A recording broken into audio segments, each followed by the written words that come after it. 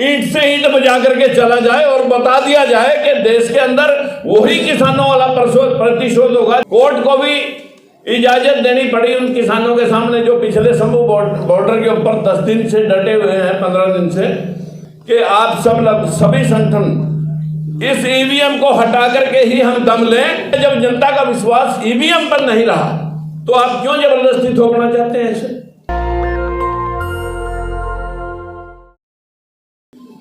मेरे साथी उदित राज की बस इनके कदम में कदम मिला करके ही हम काम करने के पक्षधर हैं। मित्रों, आज जो भी ऑडियंस, जो भी सभी संगठनों के लोग यहाँ पर बैठे हैं, कि कोई व्यक्ति जंगल में गया और उसके साथ कोई मिसहैपनिंग होती है तो सबसे पहले उसे जो सूझता है उसका डिसीजन वो लेता है। इसी प्रकार की बात को ध्यान में रखते हुए मास्टर ने क्लास में पूछा कि भाई अगर जंगल में शेर आ जाए तो आप क्या करोगे?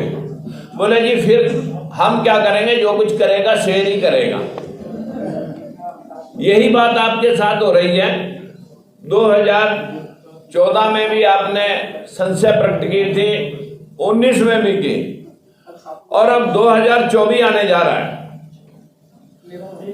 हमें लगता है कि जो लोग कहते थे संवैधानिक तौर पे कि government by the people, to the people, for the people, ये गवर्नमेंट बाय द पीपल मतलब लोगों को खरीद करके, by the people, of the people उनकी पीठ पीछे चोरी करके, टू द पीपल नहीं टॉय द पीपल, यानी लोगों को खिलौना समझ करके ये सरकार बनाई जा रही है।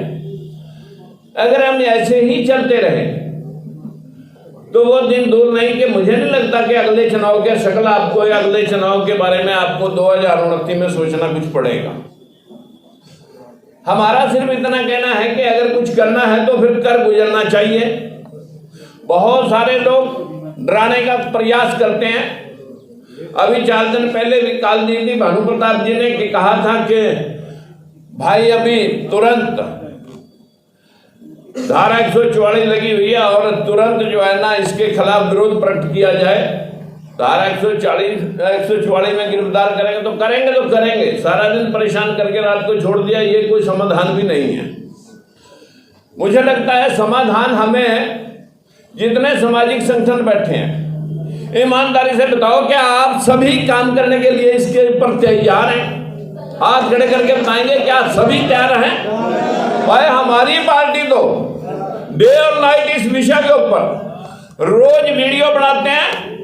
एक पुस्तक मैंने आपको दी है, अगर वो किताब आप पढ़ेंगे, इस अंधविश्वास से पिंड छूट जाए। और जिस प्रकार का देश के अंदर धंधा चल रहा है, मतलब धार्मिक भावनाओं को लोग कहते हैं भड़का दिया, ये धार्मिक भावनाएं भड़का करके, हिंदू मुसलमान करके जो सरकार आप लोगों को मिसलीड कर रही है, तो मुझे लगता है कि हमें कुछ ऐसे शख्सों को, इस देश में बहुत सारे राजनीतिक दल हैं, सभी दल अच्छे और मंदे हैं, उसमें लोग अच्छे होते हैं, लोग मंदे होते हैं।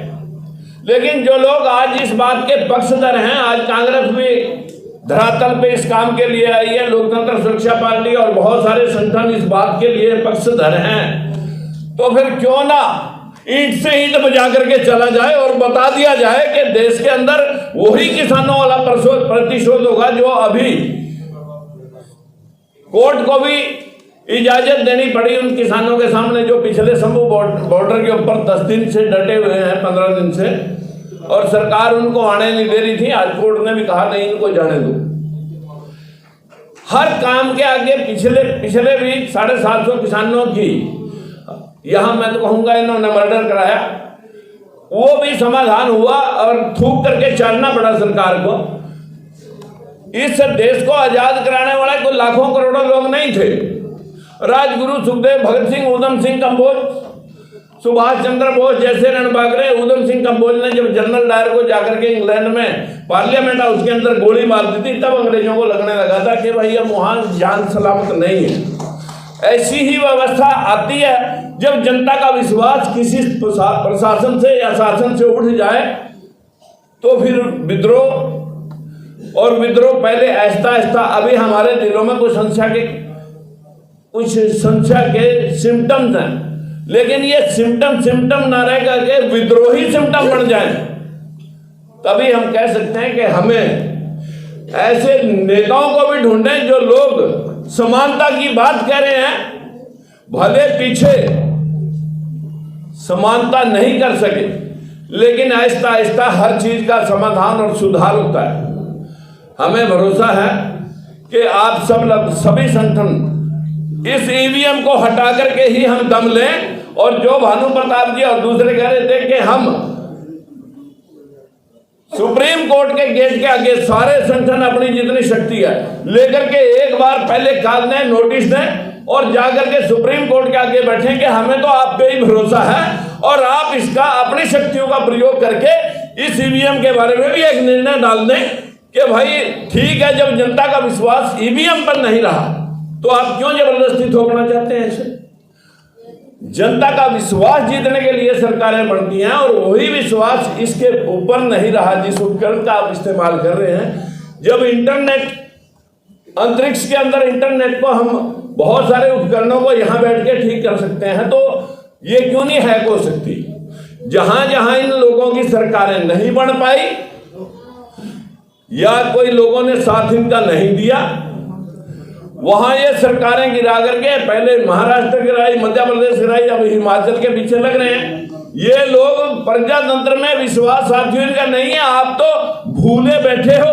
ये तो पूंजीपतियों के हाथ में आपका गला फंस गया है। जितनी जल्दी छुड़वा लोगे उतनी जल्दी आपको राहत की सांस मिल जाएगी, अन्यथा भूल जाना कि 2029 भी कोई आएगा।